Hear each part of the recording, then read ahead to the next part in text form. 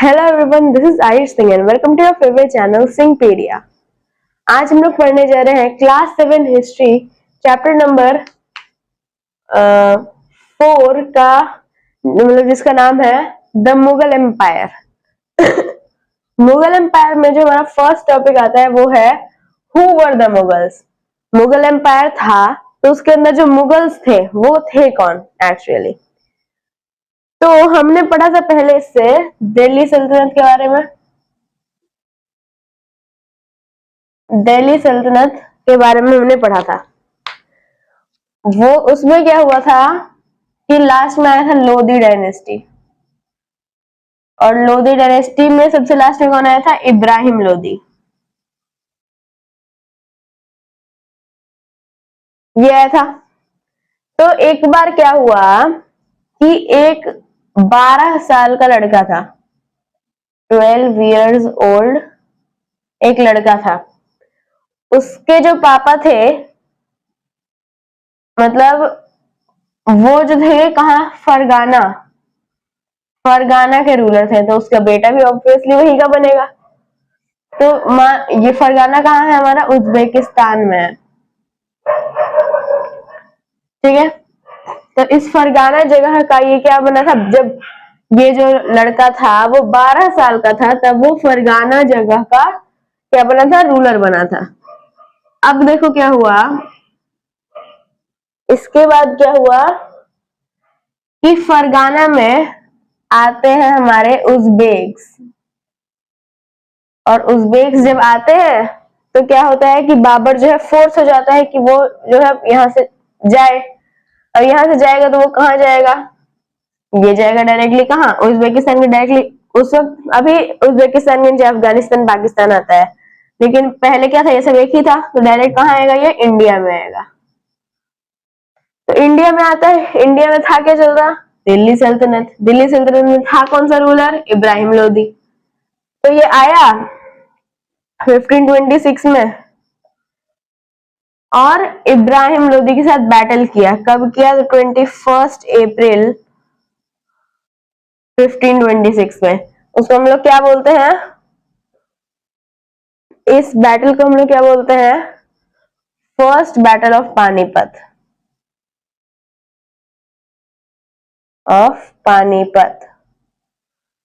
First battle of Panipat कब हुआ था? 21 अप्रैल 1526, ठीक है। अब और इसमें क्या हुआ कि जो इब्राहिम लोधी था वो क्या हुआ? हार गया।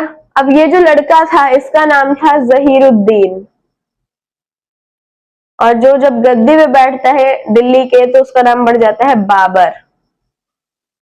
बाबर, ठीक है। ये जो किया था फर्स्ट रूलर था मुगल एम्पायर का, ठीक है। तो जब ये इंडिया पे आता है रूल करने तो क्या होता है कि वो अपना नाम क्या रख लेता है? बाबर रख लेता है।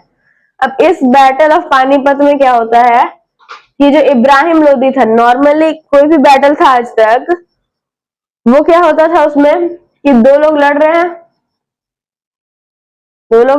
हैं, तो एक जो है वो जीत जाता है और एक डिफीट हो जाता है। डिफीट होता है लेकिन मरता नहीं है, इज नॉट किल्ड, मरता नहीं है। लेकिन जो इब्राहिम लोधी था वो क्या होता है कि first ruler to get martyrdom in battlefield. इसका मतलब क्या हुआ कि जो ये इब्राहिम लोधी था वो क्या था? पहला रूलर था जिसे अपने बैटलफील्ड में ही वो मर गया था, ठीक है। और जो बाबर था वो अकेले तो नहीं लड़ पाएगा, किसके साथ? किसके साथ?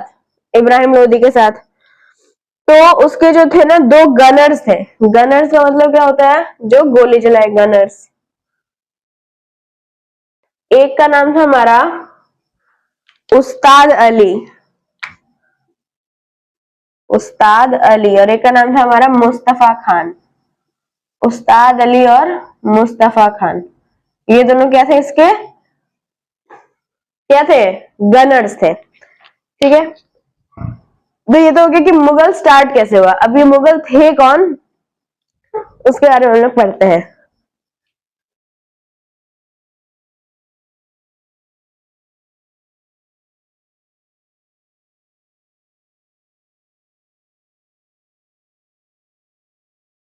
अब हम जानते हैं कि मुगल्स कौन होते हैं। तो अगर मुगल एम्पायर है तो इसके अंदर बहुत सारे रूलर्स होंगे। तो उसमें सबसे पहला मैंने अभी अभी अभी आपको क्या बताया था, बाबर। बाबर जो था उसके एक मम्मी होंगी और एक पापा होंगे।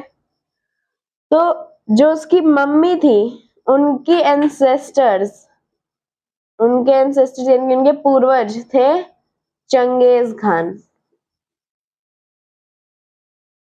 और जो उनके पापा थे उनके एंसेस्टर जो थे वो कौन थे, तैमूर। यहाँ मदर साइड से कौन था, गेंगिस खान या चंगेज खान। और फादर साइड से कौन था, तैमूर था। अब जो मुगल्स थे वो खुद को मुगल्स नहीं बुलवाना चाहते, मतलब वो नहीं चाहते थे कि लोग जो है उन्हें मुगल्स बोले या मंगोल्स बोले, क्योंकि मंगोल कौन थे, उनके कॉम्पिटिटर थे। वो यहाँ रूल करते हैं, मंगोल यहाँ रूल करते हैं, तो वो उनके क्या थे, कॉम्पिटिटर थे। और जो चंगेज खान था वो कहाँ कहाँ का रूलर था, वो था मंगोलिया का रूलर, चाइना का रूलर, जो उन्हें पसंद है नहीं क्योंकि वो उनका कॉम्पिटिटर है। इसलिए वो जो थे इस बात का प्राउड नहीं करते थे कि वो जो उनकी मदर साइड से चंगेज खान है, लेकिन उनके पापा के साइड से कौन है, तैमूर है। इसका वो बहुत ज्यादा प्राउड फील करते थे। क्यों? क्योंकि जो तैमूर था उसने क्या किया था कि जो दिल्ली है उसको उसने कैप्चर किया था। जो चंगेज खान है वो क्या करता है, जो चंगेज खान है वो बहुत सारे इनोसेंट लोगों को मार देता है, हाँ? लेकिन तैमूर ऐसा नहीं करता। तैमूर जो था एक पावरफुल रूलर था जो कि अपने किंगडम को एक्सपैंड करता है, ठीक है। तो इसलिए उन्होंने अपने जो तिमुरिड एंसेस्ट्री था वो उन्हें ज्यादा पसंद था, किससे, गेंगिस खान के एंसेस्ट्री से, ठीक है। तो ये जरूरी नहीं है बाबर का ही हो, किसी का भी अगर मेरे पापा का नाम कुछ है तो मेरे बेटे के दादा का नाम भी तो वही होगा, अलग अलग एंसेस्ट्री तो नहीं होगी दोनों की, ठीक है। तो जो बाबर के एंसेस्टर बता रहा हूँ वही हुमायूं के भी एंसेस्टर्स होंगे, वही अकबर के भी होंगे, वही जहांगीर के भी होंगे। तो ये जो बता रहा हूँ किसके, पूरे मुगल एम्पायर की एंसेस्ट्री ये है।